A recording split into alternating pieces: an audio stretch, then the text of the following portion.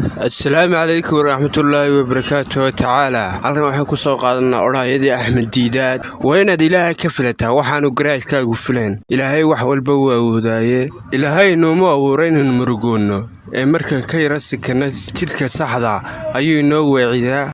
qofna markuu dhalanayay muu dooro midabkiisa, nasabkiisa, hantidiisa iyo cidda uu noqonayo. oo haddiidan abuurta ixtiraameen abuuraa ixtiraam.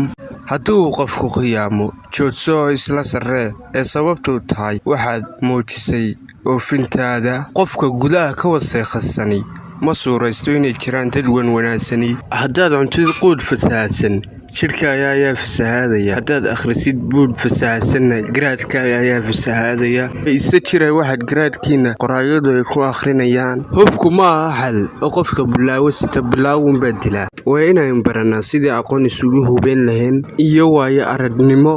waxaad arkaysaa mid odhanaya dumarka ayaa fasahaadka sabab u ah, waxaana caddeen u ahayna 9 bilood ku sideen uurka wiil sidaayoo kale u xun hadhowna ku sheega fasahaad. islaamku haddii aad haysatid haddii kaleba u guulaysanayaa, balse aduu islaamka la'aantii waa lumasa wad fasahaadaysaa. cadowga islaamku waxa weeye muslimka jaahilka ee xanaaqiisa iyo xamaasadiisa ku soo aflagaadeynaya islaamka, oo ummadaha kalena islaamka ayay u qaadanayaan inuu sidaa yahay. innagu waxay nahay waxay cunno iyo waxaan akhrino.